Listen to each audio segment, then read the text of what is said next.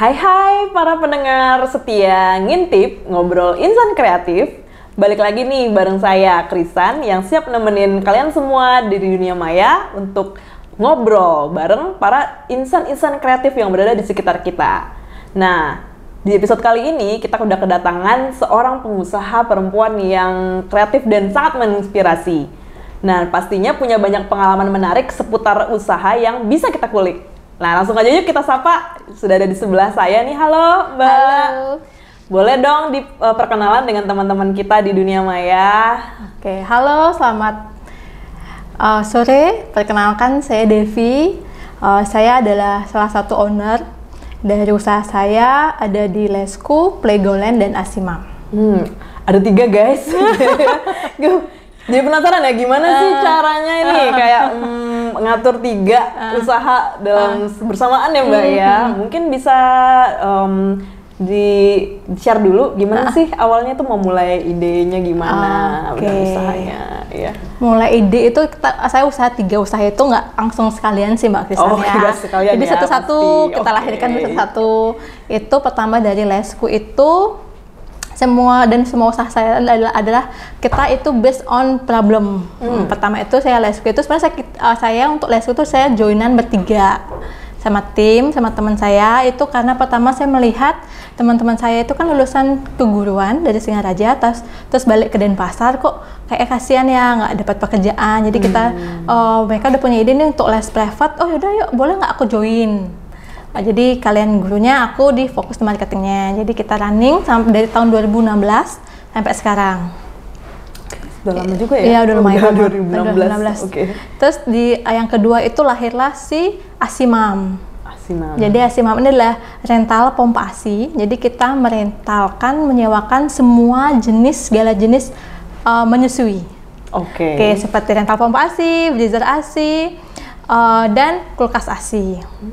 Itu berawal dari masalah teman saya juga. Itu waktu itu saya kerja di kantoran di salah satu rumah sakit internasional di Bali. Itu dia ada kendala saat melahirkan, menyusui, bingung lah mau beli pompa ASI yang mana.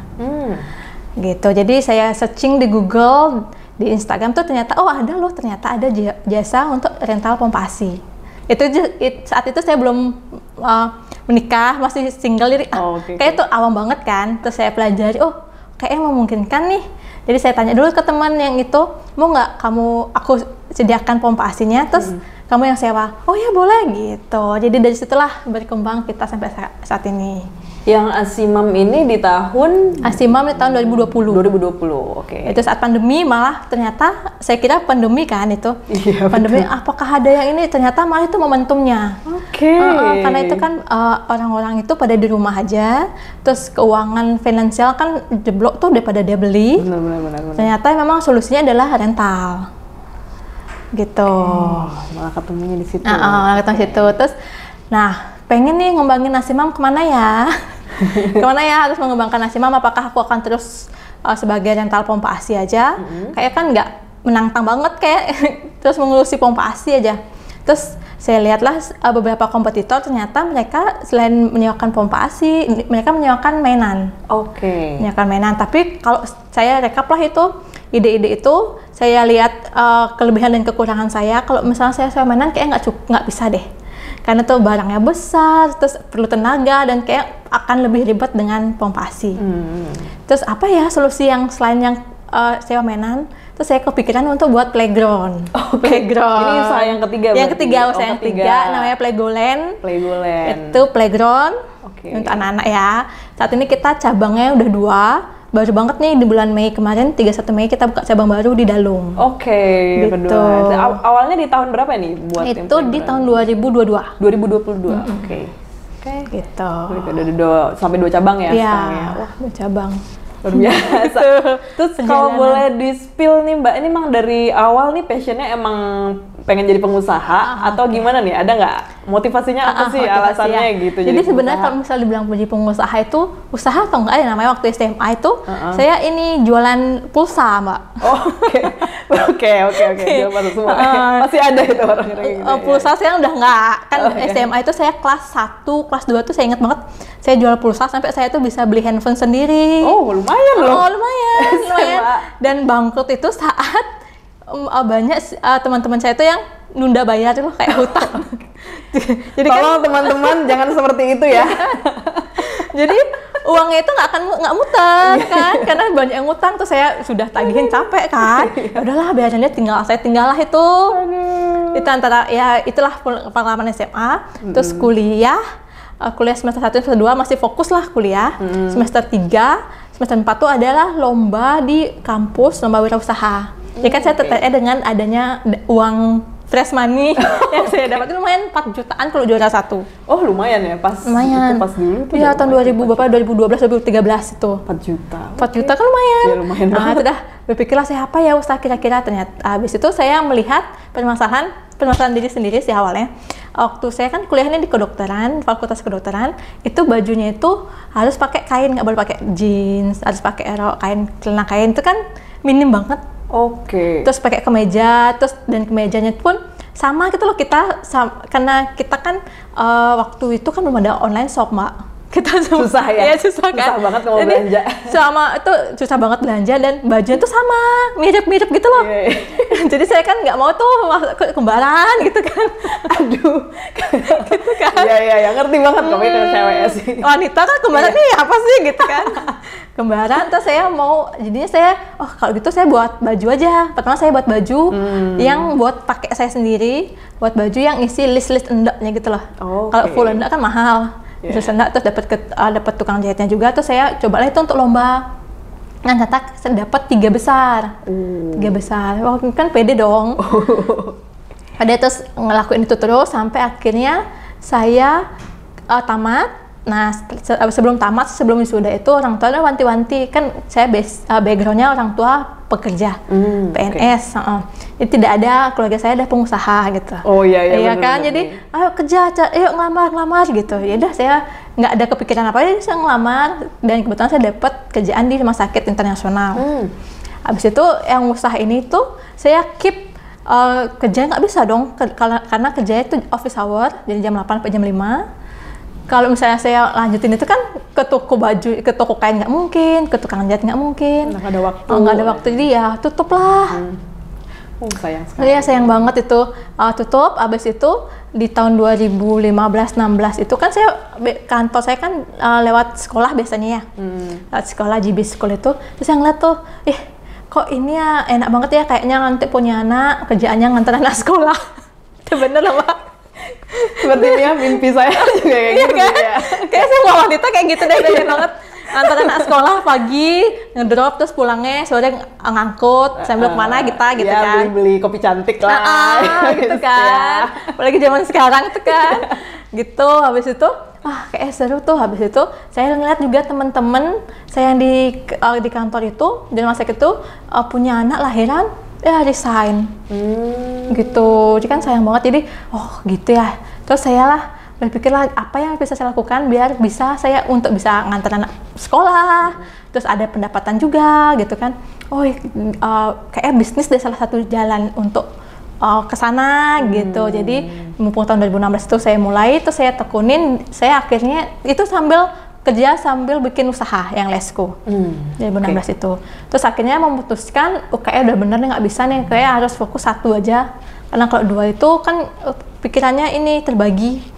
Tahun 2019 itu saya memutuskan untuk full jadi pengusaha. Gitu, di lesku full pertama, habis itu tahun 2020 kan lesku drop, off kita selama 6 bulan karena COVID pandemi. ya. Susah. Habis itu saya putar otak apa ya lagi ya, itu yang saya pompa ASI, yang ASIMAM itu running gitu. Wow, pinter banget loh nyari maksudnya nyari peluangnya itu loh. Pas banget ketemu. Iya. Gitu. Oke, mungkin tadi kan ada sampai 3 ya usahanya. Mungkin boleh dong berbagi gimana suka dukanya nih dalam mengatur ketiga bisnis itu ya bersamaan ya. Mungkin ada momen-momen tantangan terberat atau mungkin momen-momen menyenangkannya juga pasti ada ya. Boleh di-share dong, Mbak. Gimana coba? Oke, kalau tantangan terberatnya itu ya pastilah waktu lesku itu yang pandemi itu. Kita tutup 6 bulan. Setelah tutup itu ternyata ada nih orang tua yang mau les nih tapi online ya. Nah itu saya kan punya idealis kalau les itu harus kita tatap muka antara orang tua dan siswa, antara siswa dan guru tuh kita harus tatap muka. Saya paling nggak banget kalau untuk yang siswa suruh nonton video pembelajaran itu saya paling nggak banget. Tapi saat itu udah tutup nih 6 bulan, terus saya nggak ada pemasukan. Terus adalah orang tua yang minta, Kak, boleh nggak online-nya lesnya gitu. Nah itu pertempuran idealis saya banget, ya kan? Atau saya mau ambil atau enggak nih gitu. Akhirnya saya ya udahlah ambil aja, coba kita ngelihat. Mungkin waktu itu kan pandemi baru 6 bulan, itu kan masih panjang ya. Iya, ya, 2020 kan hasilnya 2022, 2021 gitu kan. Kalau misalnya kayak gini aja terus dunia ini kan nggak mungkin dong lesku bisa tetap muka lagi gitu. Yaudah kita ambil aja, sekolah pun kan tutup itu, masih tutup, tutup semua. Yaudah kita buka aja online gitu. Kita berani untuk mencoba online. Akhirnya dengan kita mengambil tekad itu, kesempatan itu, yaudah jadi running pelan-pelan dari siswa masuk untuk online gitu. Terus akhirnya dunia membaik juga. Jadi kita kembali lagi ke tatap muka gitu. Itu susahnya. Terus yang kedua ini yang baru banget saya alami ini, saya baru kan Playgoland itu baru 2 tahun. Iya, dari 2022 sih tadi. Iya, 2022. 2 tahun. 2 tahunan lah ya. Terus saya baru 2 tahun kita udah buka cabang nih di Dalung. Wow, bagaimana nih? Itu gila sih ternyata. Mindset saya ini kan baru pertama kali yang Playgoland adalah baru pertama kali usaha saya yang offline, Kak. Oh iya ya, iya kan, online lesku pertama online, hotel tatap mukanya ada, tapi ada tempat untuk lesnya gitu. Kita tetap private ke rumah. Yang ASIMAM pun kita nggak ada store-nya, kita ada home store, kayak gudang aja gitu. Jadi admin, jadi semua pengantaran via online, via ojol gitu. Nah ini yang Playgoland ini adalah baru tempat pertama nih. Oh jadi benar-benar yang fisiknya orang kunjungin kemana ya soalnya ya. Pertama kali tuh. Jadi kan kalau yang di Celuk ini kan kita cabangnya pertama di Celuk itu, wow baru datang, baru grand opening aja nih, kita baru gunting pita, ada langsung banyak yang datang. Kan wow, saya kira dan tim saya kira itu dengan membuka cabang nih pasti akan sama juga dengan yang di Celuk gitu. Ternyata tidak. Ternyata tidak. Waduh, kok bisa miss ini? Kenapa ini? Ternyata karena kalau yang di Celuk itu kita lantai 1. Jadi kan anak-anak tuh lewat tuh, oh ya ada mainan tuh ke sana ya, gitu kan. Nah kalau yang di Dalung ini kita lantai 2, Mbak. Oh. Gitu, 2 lantai. Nah lantai 1-nya itu kita pakai ruang tunggu dan playground-nya tuh lantai 2. Gak kelihatan. Gak kelihatan gitu, jadi gak kelihatan. Ini baru nih belum sebulan sih kita jalan. Gak kelihatan lah, jadi kan baru hari pertama rame karena kan kita ngundang saudara-saudara sama teman-teman tuh. Tapi ada pemasukan untuk yang snack-snack aja. Terus hari kedua, kok sepi ya? Mulai deg-degan nih. Mulai deg-degan nih, aduh apa yang salah nih? Padahal sebelah kita tuh ada tempat odong-odong. Oh, oke. Iya, itu rame banget gitu. Tapi nggak tempat kita kok kosong gitu ya. Terus kenapa nih habis itu mungkin kita dengerin dari orang-orang lain tuh, mungkin dikira ini kafe ya kan, tempat nongkrong tempat tunggu, ruang tunggu tuh kan kita kayak ada meja-meja, kursi-kursi gitu. Terus kita pelan-pelan kita perbaiki, jadi kita ada playground di lantai 2. Terus kita karena itu dah pertama tuh kayak yang di Celuk itu kita sama sekali nggak ada promosi. IG pun kita baru buat langsung dah tuh ribuan pesertanya, followernya, tanpa iklan sama sekali. Gitu. Terus yang di Dalung, gila, drop banget. Terus ya udah kita makanya dari itu kita mulai beriklan di hari kedua. Buat konten tim kan nggak ada ini ya, anak-anak main, kita buat konten dan akhirnya di hari ke-5 itu udah ada nih yang datang satu-satu. Itu gitu. Yang buat yang di Dalung ya. Untuk yang di Dalung. Jadi emang ya gitu ya. Plus minusnya ada aja yang tidak kita prediksi, tiba-tiba gitu ya. Gitu aja sih. Untuk yang sistem itu, untuk yang suka duka dengan tim juga ada aja beberapa kan. Dengan tim yang tiba-tiba resign, yang tim yang bebal, nggak bisa dikasih tahu gitu. Pastilah ada aja. Kalau berhubungan dengan orang gitu memang kan, pasti ada ini plus minusnya. Iya, benar. Memang bener nih. Gitu. Terus mungkin pasti ada di suatu titik ya, mungkin ada apalagi bisnis Mbak ada 3 mungkin ya. Pengalaman yang kayak titik balik gitu atau second chance di mana kayak kamu merasa lagi turun banget tiba-tiba bisa naik gitu gitu. Kira-kira ada nggak tuh momen-momen kayak gitu? Oh, ada banget itu di yang kerasan tuh di lesku ya, di lesku itu. Karena kan pas pandemi itu turun, dan habis itu kita mau bangkit nih. Bangkit, nah terus kok stuck ya, kita kok nggak bisa boom gitu loh. Iya. Nah, terus nggak bisa boom gitu. Jadi yang saya rasakan itu yang pertama itu saya ikut coaching. Jadi saya memilih untuk investasi leher ke atas. Gitu. Jadi saya ikut coaching di Jakarta, itu saya ikut coachingnya selama 6 bulan. Jadi itu benar-benar membuka mata. Itu langsung ke sana online? Jadi 2 kali. Jadi pertemuan pertama itu saya ke Jakarta. Habis itu selama itu 8 jam, kalau nggak salah 7 jam gitu. Habis itu pertemuan kedua, coachnya datang ke Bali, sisanya online. Gitu. Itu saya ikut itu. Jadi dengan adanya saya itu tuh omset saya tuh bisa sampai 4 kali lipat langsung. Nggak langsung banget sih, pelan-pelan tuh naik jauh banget karena ada beberapa hal yang saya miss. Kira-kira yang diajarkan itu. Yang pertama itu saya takut tuh untuk ini dulu tuh kan negatif banget saya dengan beriklan di Instagram, di Facebook gitu. Itu tahun 2022. 22 gitu. Itu kayak saya kayak nggak mungkin deh beriklan. Terus si coachnya ini kenapa aku nggak gini terus kayak saya memberanikan diri untuk pertama itu saya agensi dulu, nggak langsung sendiri. Agensi dulu, terus pelan-pelan ada ya hasilnya gitu loh, ada ya hasilnya. Terus ternyata setelah udah ada hasilnya saya belajar sendiri untuk terjun langsung iklan sendiri. Jadi saya tetap pelatihan juga untuk yang iklan tuh. Setelah itu saya terapkan ke semua usaha saya dan memang itu boom langsung gitu. Biasanya kalau misalnya ini beriklan di mana banyak kan dulu awal-awal saya kalau gitu. kalau target saya kan berbeda tuh. Kalau misalnya di lesku tuh kita targetnya mama-mama muda yang high end. Jadi kita di Instagram aja. Oke. Kalau misalnya sewa pompa sama yang Playgoland kita di Facebook sama di Instagram gitu. Jadi menyesuaikan dengan target marketnya ya? Iya, dengan target market gitu. Jadi abis itu selain itu juga selain disuruh minta iklan tuh, jadi ada juga di list juga nih beberapa kegiatan revenue dari lesku nih. Biasanya dari mana aja sih selain dari private gitu? Ternyata kita list ada nih kita bisa bikin event gitu. Jadi kayak bener-bener kalau investasi kayak pokoknya kalau saya stuck tuh Mbak ya, saya pengen nih omsetnya segini, tapi kok nggak jalan-jalan ya. Jadi saya investasi leher ke atas ya, pokoknya saya ikut coaching, terus saya ikut kelas-kelas webinar tuh yang hanya 150.000 tuh, tapi spesifik ya. Dan kebetulan saya tuh suka banget marketing, jadi saya senang banget kalau misalnya ada webinar tuh yang saya ikutin tuh semua rata-rata tuh yang marketing tentang branding, tentang iklan, kayak gitu. Pokoknya harus terus belajar, otak ya, harus terus belajar gitu. Bener. Ya. Keren banget gitu. Iya. Oke.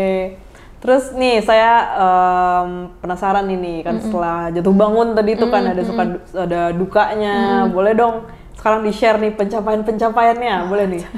Saya kasih waktu untuk sedikit sombong juga boleh ya. Ditunjukin aja Mbak. Orang harus tahu ya. Kalau yang saat ini tuh yang pertama dari lesku ya. Di lesku itu kita ternyata sudah mencakup di daerah dan Bali pastinya, Bali seluruh Bali, Jakarta dan Surabaya. Di kota besar lain juga ya. Kota besar lain juga. Kita udah 3 cabang. Terus untuk yang Playgoland yang tadi saya sampaikan, itu Playgoland tuh kita udah baru 2 tahun kita udah 2 cabang. Di Celuk sama yang di Dalung yang masih running lah. Terus yang ketiga tuh Asimam. Nah, Asimam ini banyak banget yang Asimam apa tuh rental pompa, banyak banget yang menjelekkan, maksudnya emang ada ya yang mau nyewa pompa gitu kan.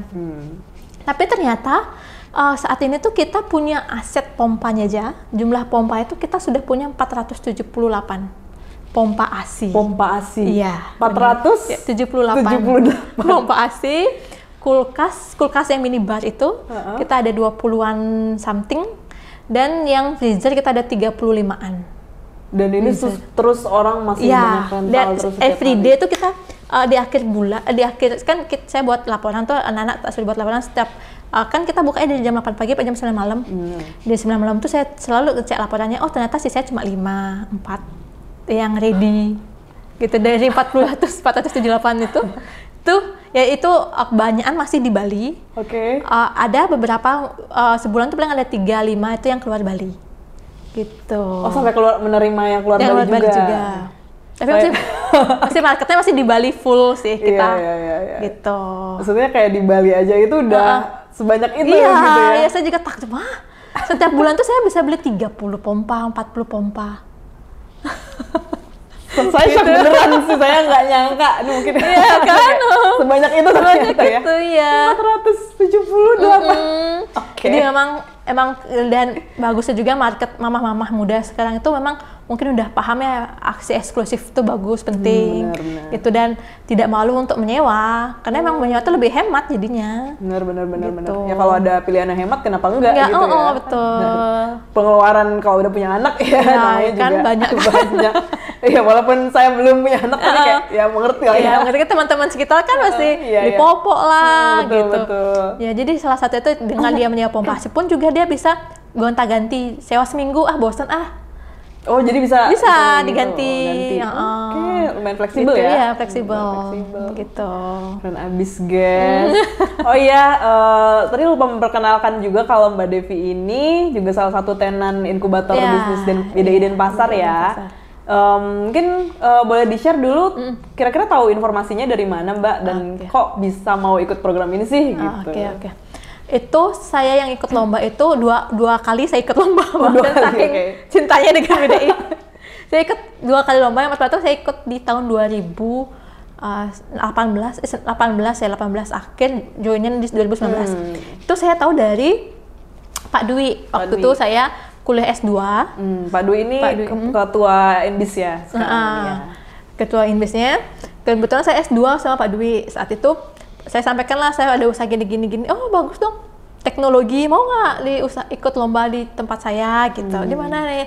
Oke, diskusi dengan tim. Oke nih, dan manfaatnya tuh juga bagus. Ketika kalau dapat juara kita dapat bimbingan sama setahun dan dapat kantornya juga gitu kan. Lumayan nih untuk ya walaupun nggak fresh money ada, tapi kan kita kalau in case kalau kita nggak menang kan dapatnya itu juga kan. Iya lumayan. Ya. Ternyata kita ikut di 2018 akhir, terus ternyata Lesku itu dipercaya jadi juara 1, Mbak. Oke. Tepuk tangan dulu dong. Juara 1, Lesku juara 1. Oke. Juara 1. Habis itu setelah itu sambil jalan terus saya punya Asimam itu. Di Asimam itu juga ini di tahun 2000 berapa ya, 2022 kalau salah apa 2023 gitu. Saya ikut lomba juga di sini dan dikasih juara 1 juga. Wow, ini emang karena bagus ya teman-teman ya, bukan juara 1 juga. Kenapa saya kok ikut lagi gitu? Karena memang mentornya itu bagus, Kak. Jadi kan saya tahu ikut tuh tahun 2019 itu kan mentornya setiap tahun kan mentornya beda-beda. Betul. Abis saya lihat tuh, 2019 bagus, 2020 bagus sama nasional kan, Mas Nasmi waktu itu ada sempat nasional. Coba deh saya kalau misalnya nih teman-teman kalau misalnya nggak ikut sini ya aku nggak kenal mentor kayak Mas Nasmi yang nasional. Jadi saya yang kedua saya ikut lomba lagi, itu tujuannya biar ketemu sama mentor yang lebih baik lagi gitu. Di sini tuh benar-benar bagus banget. Jadi setiap minggu itu kita mentoring, lalu dievaluasi mentor yang lagi, jadi gitu. Iya, jadi bisa ada progres ya. Progresnya dan kita itu dievaluasi dan dimentor itu one by one. Gitu. Jadi kan permasalahan usaha yang lain kan beda-beda. Betul banget. Betul. Gitu. Jadi itulah disesuaikan sama kebutuhan kakaknya ya. Jadi kalau saya punya usaha lagi mungkin saya akan ikut lagi. Wow, mau usaha apa lagi ini Mbak, kayak sudah 3 ini. Udah tutup, udah close dah. Itu aja 3. Pusing. Agak shock gitu. Wah, ada apa lagi nih? Aduh, teman-teman kalau punya ide bisnis, ayo segera mungkin bisa dikejar nih. Siapa tahu ada yang pengen ikut inkubasi bisnis, bisa selalu cek Instagram kita. Siapa tahu kita lagi buka pendaftaran untuk inklusi bisnis gitu ya. Jangan mau kalah nih sama Mbak Devi. Nanti kalau misalnya kamu punya ide tapi disimpan terus, keburu dijalanin Mbak Devi loh. Oke, mungkin terakhir nih Mbak ya. Kan ini di sini kebetulan kita lagi dalam konten ini untuk Hari Kartini nih sebenarnya. Jadi boleh nggak ngasih kita quotes atau kata-kata motivasi untuk para pengusaha perempuan di luar sana, mungkin yang pengusaha yang baru mulai atau mungkin sedang lagi struggling nih, ada masa-masa struggling, boleh Mbak dikasih kata-kata? Oke. Kalau untuk para perempuan di sana yang sedang memulai usaha atau lagi struggling dengan usahanya, nggak apa-apa, it's okay. Tenang dulu, take rest, ambil waktu jeda dulu. Terus kalau saya biasanya journaling. Jadi saya journaling apa aja sih yang saya alami di usaha saya. Terus nanti kalian akan menemukan solusinya sendiri dari journaling itu. Journaling gitu. ya. Dan tetap percaya dan yakin apa yang kamu usahakan sekarang itu pasti akan ada hasilnya. Dan jangan membandingkan diri dengan pencapaian orang lain. Gitu. Asik. Terima kasih, keren banget kata-katanya Kak. Bener-bener buat saya juga ngena itu ya. Terus berjuang. Oke, makasih banyak Kak Mbak Devi udah mau sharing cerita inspirasinya buat kita semua. Semoga teman-teman kita yang berada di dunia maya yang nonton acara Ngintip ini dapat sukses terus usahanya dan bisa dapat Mbak Devi juga semakin menginspirasi banyak orang dengan usahanya ya. Dan mungkin sudah sekian buat kita hari ini. Para pendengar setia, seru banget kan obrolan kita hari ini? Nah, jangan lupa untuk terus dengerin cerita-cerita kita di Ngintip, Ngobrol Insan Kreatif, di BDI Denpasar untuk ketemu dengan para insan-insan kreatif yang lainnya. Jangan lupa untuk subscribe channel kita dan juga follow akun Instagram kita di BDI_Denpasar. Dan sampai ketemu di episode berikutnya. Dadah! Bye-bye!